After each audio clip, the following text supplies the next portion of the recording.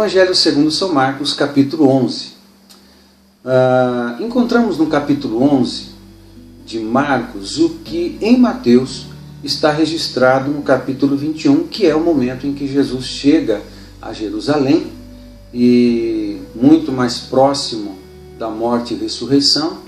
A temática aqui vai mudando um pouquinho. Você sabe que Marcos dá ênfase nos milagres e nos feitos de Jesus, mas em Jerusalém você vai notar mais discurso e mais ensino, mas isso é próprio desse momento em que Jesus esteve em Jerusalém até a cruz. Então, o que encontramos no capítulo 11 de Marcos? Primeiro, a entrada triunfal de Jesus, ok? Depois, no verso 12, o encontro de Jesus com uma figueira que não dava frutos e Jesus amaldiçoou essa figueira, e o ensino sobre isso aqui continua um pouco para frente. Depois você encontra um texto de Marcos onde Jesus está no templo e expulsa os vendilhões do templo, derruba mesas, porque a essência do templo estava sendo profanada.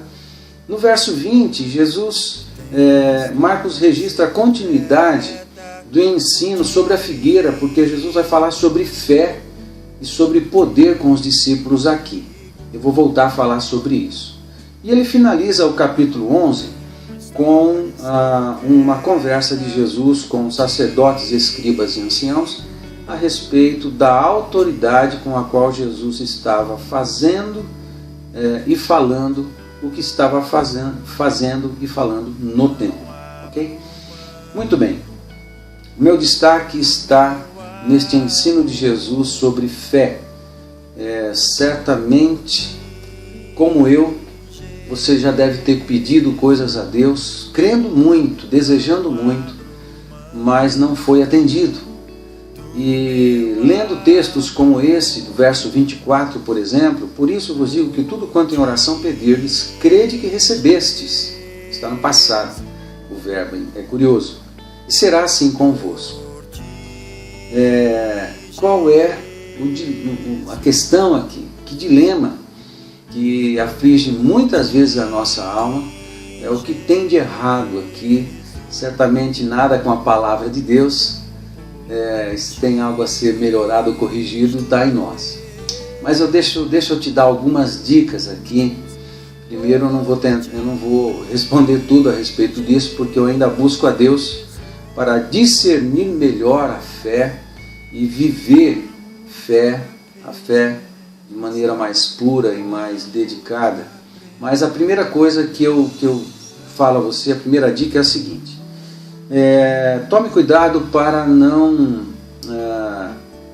definir todos os seus conceitos a partir de um só versículo. O ensino de fé é muito importante em toda a Bíblia, e só no Novo Testamento você vai encontrar 230 versículos mencionando fé.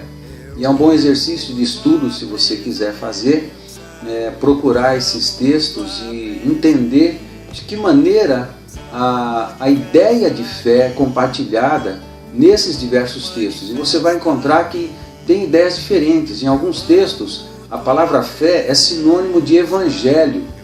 Quando você vai, por exemplo, em Gálatas capítulo 3, verso 7, você encontra ali: os que são da fé são crentes com Abraão, são filhos de Abraão, crentes com Abraão. Você vai para Romanos capítulo 1, verso 17, que o justo viverá pela fé, ou por fé, que é uma menção do texto de Abacuque capítulo 2, verso 4. Então, fé é mais do que acreditar.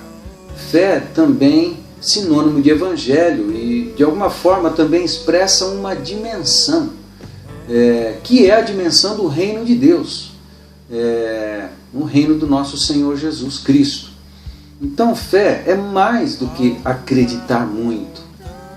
E você, para entender um pouco melhor o que Jesus está dizendo, precisaria ir para os demais evangelhos, no mínimo, ok? Os textos paralelos aqui, em Mateus, em João, é muito interessante, o texto paralelo de João, tem a ver, quando Jesus dá esse ensino, João faz questão de registrar que os sermos atendidos em nossas orações tem que casar com o propósito de glorificar a Deus no Filho. Então, a gente tem que pesquisar, estudar vários textos para entender melhor esse negócio. Mas eu quero chamar sua atenção para o que Hebreus no capítulo 11 fala, que fé é certeza. Não é apenas acreditar muito ou desejar, mas é a certeza. Certeza do quê? A certeza do que Deus quer. Sabe, fé tem muito mais a ver com o que está no coração de Deus, com a vontade de Deus, do que com a minha. Quando eu sei o que Deus quer, a minha oração será eficaz, porque eu vou pedir o que Deus quer e isso vai acontecer. Toda vez que eu pedir o que Deus quer realizar, o poder de Deus vai se manifestar, o milagre vai acontecer. Então tem a ver com o que Deus quer e não o que a gente quer. O que pode acontecer é que a minha vontade se encaixe com a vontade de Deus. E quando eu oro, então eu encontro uma resposta positiva a essa oração. Isso instiga meu coração a querer conhecer mais a Deus, discernir melhor seu coração, entender melhor a sua vontade, para viver a sua vontade. Isso é viver na fé. Vivendo na fé e na vontade de Deus, certamente a minha piedade, a minha espiritualidade, a minha oração, tudo isso, esses serão mais eficazes e Deus vai ser glorificado mais na minha vida. É isso. Espero ter te abençoado. Faça uma boa leitura do capítulo 11 de Marcos. Mais palavra, mais presença de Deus, mais fé e ação. Deus te abençoe. Manifesta aqui.